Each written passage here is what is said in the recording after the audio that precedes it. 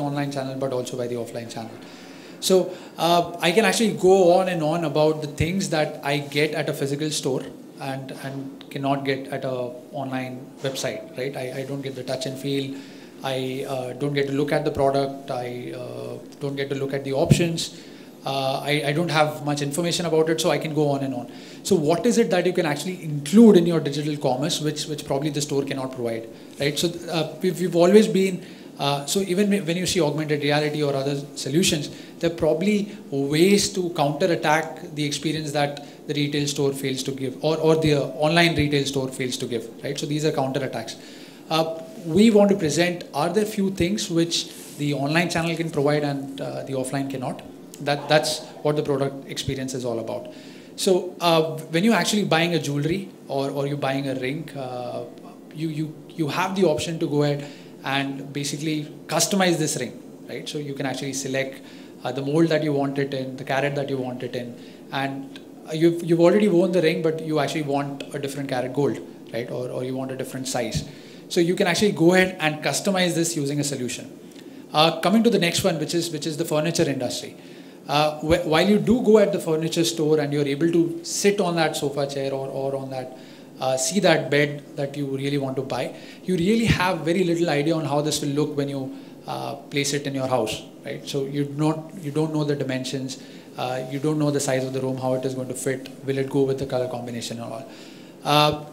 In fact, I would ask Samar to actually share the kind of technology that we guys are investing in, which is basically an extension to your iPad, right? And this is probably the next level of technology that will come in, where the consumer will be able to attach. There's an attachment called a 3D scanner on an iPad, using which you can actually move the iPad around the room, and it will take exact dimensions of the room. So it will make a 3D model of the room, right? And once this model is ready, you can actually play around with it. You can actually place stuff inside, and this is like next level of augmented reality. In fact, to add to Amit's point, what we're realizing is in few categories and with development of few technology, it seems that the tablet or the digital experience is better than the store experience. And this is what I would like to give an example here. So we're working with a technology for a furniture company, only for furniture, so for Ascent Furnitures, where let's say there is a sofa lying here. You go to a store, it's available in leather, in black. Okay? You look at it, you like it, and it's a very difficult purchase. I don't know. I did this 4 or 5 years back when we were making our new house. It's a very challenging situation. And then your wife says, no, our curtains are green, right? So how would this black go with it, and its potential compromise? We're working on a technology where you can change the leather color whichever way you like on a click of a button.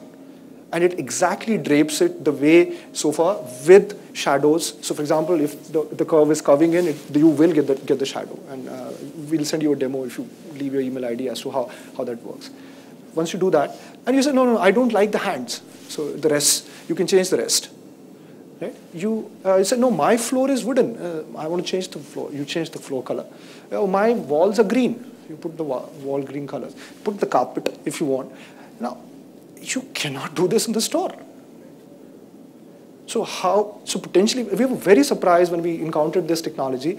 And now, taken to the next level where Amit highlighted. So here is, now these guys are taking to the next level. So they send a person home. He carries any tablet or an iPad or whatever. And there is a 3D scanner on the back side of it. It's a small camera. It attaches with the power cord of your Apple. And you start moving the camera across the room. It creates a 3D room in the next 5 minutes. Right? You can now take this sofa, put it in the room wherever you want. So my guess is that if it can be solved in this industry, we have seen use cases where people will solve it in other industries also. So and I think we're also covering tablet commerce. We internally call it as no-touch commerce. So it's T for touch and T for tablet in that respect. I think it's removing the touch angle slowly because it's moving in your house and trying to solve this problem. An additional angle which we see is that this whole T-commerce angle is removing, we call it the trust commerce. So the big issue is with the web world is that I need to have decent sensibilities to assume how this thing or this dress will look. Everybody doesn't have great visualization skills, and that's where a lot of people get a little worried about, I'll not buy this. Second one is, there is a genuine issue of trust within India. So I think an American economy is very different than potentially an Indian economy. And it's because of the history, culture. We are not that trusting on each other. And that's where an anonymous buy is a difficult thing for us. And I think if you take this technology in the store because a salesman is selling, and I know Mr. Sharma as a salesman, or I know the owner who's Mr. Verma, it even removes that as a barrier. So we actually are taking the T's in 3 ways, which is the tablet, the touch, and the trust. Perfect. So to add to that, or to summarize the solution here, is that there are 2 levels to it. One level is where you go to the store, and this is a very effective solution for people who do not have a very strong imagination like myself. I remember coloring my room and insisting that I wanted a particular color, and then hating myself for doing that, right? So I never select my renovation, or I don't have a preference there. I ask my mom to do it because I have a very poor imagination skill, because I can imagine it individually, but I don't know how it will go with the other elements. So there are so many things to consider. So the one way to do it is where you go ahead and say that this is the color of my carpet, this is the color of my walls, and this is the size of my room. That's one level of customization, and then you can start playing around by placing furniture and then customizing it. Right? You know, so my dad actually owns furniture showrooms in Bangalore. So the way it happens is that if you're a consumer, you want to buy a sofa from us, you come to the store, you select the design of the sofa, and the next step is you selecting the fabric. Right? So they give you this thing, I forgot what it's called, but they give you this thing where you can actually touch the fabric, feel it, and then swatches. Swatches, yes, swatches. Yeah. Yeah, so you can actually select and customize the swatch, and then I remember they taking a different swatch for the pillow, and then for the armrest, and you can actually customize it to that level. And I'm like, this is beyond my imagination. I don't know how it will look. Right? So it becomes very easy if you can introduce a solution like this, where I can actually see that after changing all this, how it will look like. And if I can give the dimensions of the room, it will tell me that, okay, this is how it will place. The next level is you not even having to give this input.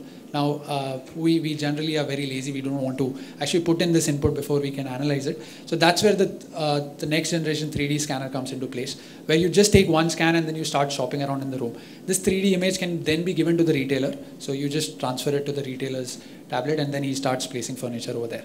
Or you download his application and you start putting furniture at the convenience of your home, right? So that's what the solution is.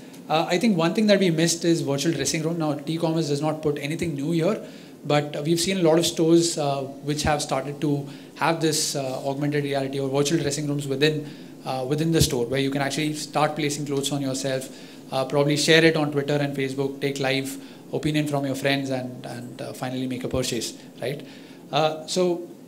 This solution is, or the product experience is one of the things that T-commerce brings to the table. So this is the solution overall. We also wanted to play or emphasize a little bit on how this solution will shape in an economy like India, right? So T-commerce for India, right? So as Samar correctly said that last year the e-commerce segment was, as far as internet retail is concerned, was 1.5 to 2 billion, and travel was another 10 to 12 billion. So the e-commerce penetration in India is still at a very premature level, so it's only 2%. And these are some of the reasons that we believe is stopping e-commerce to grow to that extent, as in the case of developed economies. So the first reason is lack of awareness. People knowing that in tier 2, tier 3 cities that there are websites available where you can actually buy, right? And once they actually know it, it's the lack of trust. Whether I'll get that good, whether I'll get those goods or I'll not get those goods is the next challenge that we face. In fact, I'll add up. Yeah. I've been in the e-retail industry for 12 years now, including my stint with eBay. Before that, another company we founded, and now Ixala. My dad looks at the whole Times of India piece. You get that Times Reader's Office every day, and he likes a jacket. The question he's asking me, and this is 6 months back, so ye ghar pe aayega kya? And I said, oh God, I've not done the selling at home itself. So I think, and it is a generational thing. So when he says the word lack of trust, I personally think it's not the case with people who are 30 minus in that respect, but the case keeps on increasing as you go 30 plus in that respect. And I think he's trying to address that as an issue from that perspective. The next one is also banking and gateway. So we are a little behind when it comes to having a good payment system in place. So how often you must have experienced that you're going and trying to make a payment and it failing because of the lack of the payment gateway system in place or that ecosystem in place. And it's very prominent in cities with low internet connections and you using a payment gateway which is not that known. So that's again another challenge that we face today. And obviously the touch and feel which the e-commerce fails to give, right? So as far as the structured categories is concerned, it is picking up fast because they're very sure that irrespective of them buying online or offline, the product is going to be the same. So the structured product categories fundamentally is electronics, books, music, movies, where we know it's a book. It'll come home as a book itself. So the question that we wanted to throw around is, do you think that e-commerce or the solution that we are introducing today can actually address some of these issues? So Samar, as he mentioned before, that we as generally, or we as a population are not the do-it-ourselves culture, right? We have so many other things to take care of and handle that we're not the do-it-ourselves creatures. So even when it comes to buying a new thing that I have no knowledge on, it's a headache for me because I know that I have to go online and to research a little bit before I make that purchase. So there's a little bit of resistance. How would it feel for someone like you to walk into that store and the entire product discovery is done by the store? So he tells you that these are the things that you should be looking at, right? And he has a digital proof or digital medium in hand for you to trust him on that. So coming back to even the feet on street people, I remember I getting a call from Vodafone saying that we have this 3G connection plan available and it is for so and so amount, and the deal sounded fantastic. So I called him. So he said, I'll come and explain the plan. Now someone walks into the office and I asked him what is the catch. So he's like, sir, what is catch? So catch kya hota hai, right? So they don't really, they're unable. And he handed over me that printout and I asked him what are the other plans. He said, aapne ye plan manga tha, main ye plan ka printout leke aaya. Right? So how exactly do you empower him, or how exactly do you make a guy like me trust that guy? So if there is a digital proof, if he can actually, I tell him, okay, can you send me the SMS of that information? Are you saying that if I order for this much or if I make these many phone calls, my bill is going to be 670 rupees and nothing more, no taxes, no hidden charges, right? If you can send me that information by email or SMS, I would have purchased then and there, right? By the way, I didn't go for that plan because they told me over the phone that you will get this much data every month, and then I realized it's only for 2 months, right? So it was also that lack of information. I could have saved him that trouble of coming here if the associate could have emailed me that information, or if when he's passing that lead to that store salesperson, he's fixing up an appointment, he's sending me that information over an email and I say, okay, come meet me, and then he comes, right? Because these guys actually meet so many and are able to convert only 20-25% of those, right? The next one is banking and gateway. So this actually enables you to take it to the next level. You can actually, Big Bazaar Direct as a concept also allows you to collect cash. So franchisee has a prepaid wallet. So you're limiting the access to the banking and gateway to only a limited number of people, right? Who can actually take the pain of this failing, or who can take that convenience of going and doing a wire transfer or making a check.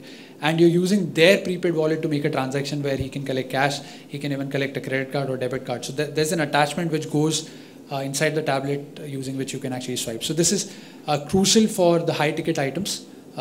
Even when you go for a COD option, and if I have to buy a phone which is like 45,000 rupees, I don't have that much cash handy with me. So we'll see how other people are using this solution and how they're actually using to accept card for high ticket items at the point of delivery or at the time of delivery.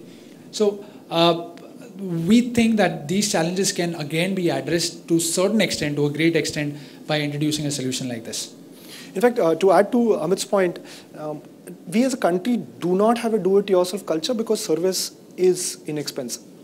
We are used to service A lot of us have drivers, we have house help, and we are used to this kind of a service. So we're saying, let's forget to fix a model which is an American model because of the context or a West world model where people are used to. You wash your own dishes, you clean your own house, you paint your own house in the West, you shovel up your own snow which falls in the winters. I don't know. Let me ask, how many people do this at their house? I'm very sure none.